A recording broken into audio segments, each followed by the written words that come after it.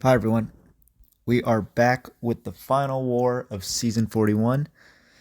We are going to be bringing in Archangel, Omega Sentinel, and Magneto.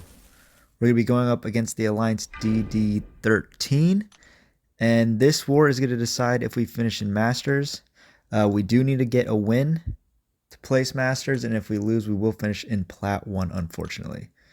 So for this first fight, we're going to be going up Path 8, and we're going to be taking this Rintrah with Archangel. Archangel is immune to neutralize, to any ability reduction on him from a defender's ability. So he's immune to neutralize basically. So we don't have to worry about power gain from Rintrah, and since we're going to be parry heavying, we're going to be staying far away enough from him that he won't stack any Furies. So this should be very straightforward parry heavy fight as you see it's going now. We'll bait out special 1s when we can, but if we have to go to a special 2, we'll just take it into block. I was originally assigned to use Titania for this fight, in another fight later on, but I figured Archangel would just make it a little bit quicker as you see here. So 45-second fight, nice and quick from Archangel. Our next fight, it was the fight I was most worried about going into this war. We are going to be taking this Nick Fury on Node 24 with Omega Sentinel. I practiced doing this quite a bit, but obviously with the defensive tactic, it's hard to get a very accurate fight. So we're going to do our best to manage his Flourish Buster without them getting out of control.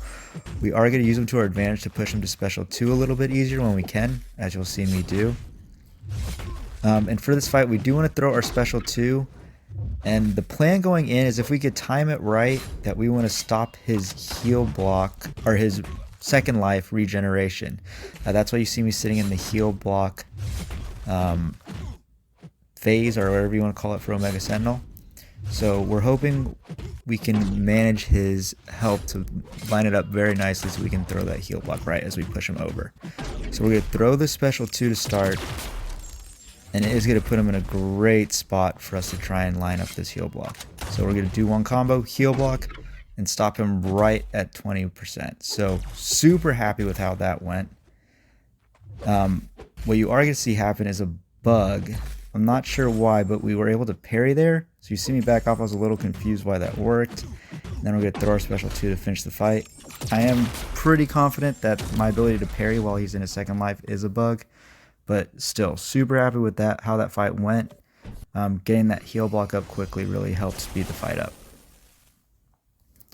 Our next fight is going to be against Wong here. This is the other fight that Titania was assigned for. But I figured Archangel would work well here as well. Pretty straightforward, another parry heavy, and both my officers agreed that this would be a completely safe and fine matchup. For this node, we just don't want to dex back, as that will give him a regen. So we're just going to parry heavy just like we did the Rintrah fight. We get some decent RNG, getting a good amount of neuros up right away, so he is just going to absolutely melt. We're going to bait this one special 1 and heavy counter it, and with 9 neuros, this fight is over.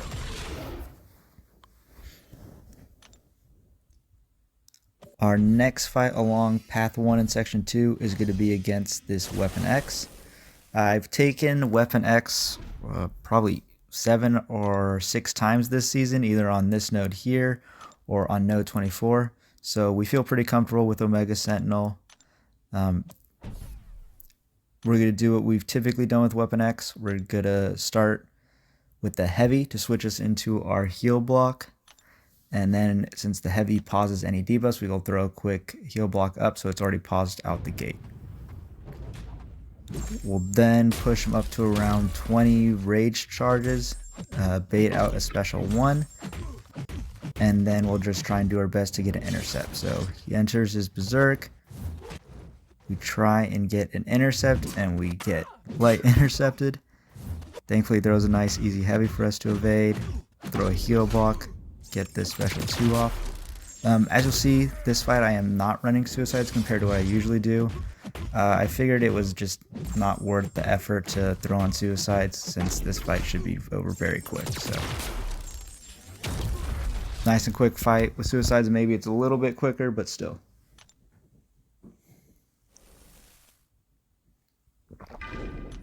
Our next fight is against this Ant-Man on node 46.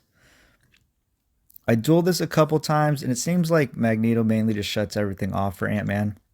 So I wasn't too concerned going in. We are going to throw an invul boost on just in case things get weird, as this is the first time I am fighting future Ant-Man in war. But pretty standard strategy. Play the strike counter, throw our special ones when we get them, and that's going to be about it. We're going to just take his specials into block just to be safe. Disintegration could potentially trigger. When I was practicing with duels, sometimes it did, sometimes it didn't. But I did not think that the damage would be too big of an issue if we did get a couple of disintegration charges on us. It also seemed like we typically shut off the power detonation with the magnetize. So I didn't think that would be an issue either, and as you'll see, it doesn't even trigger. So, a little bit of a slow fight, but very safe as Magneto tends to be versus most metal champions.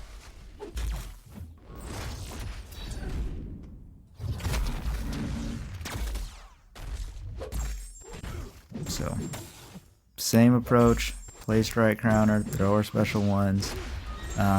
But yeah, this is a pretty straightforward, simple fight. So I'll catch you guys back at the next one.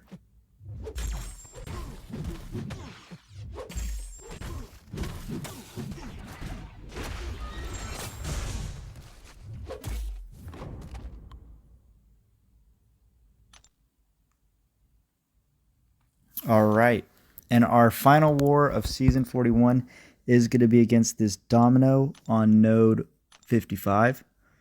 We did throw suicides back on for this one, and we're going to be taking this with Omega Sentinel. I did ask for our teammate to throw a Wags pre-fight on, just in case she started to get lucky quite a bit and we needed to get in a hit just so that the degeneration didn't take us down too fast. But as you'll see, going pretty well so far.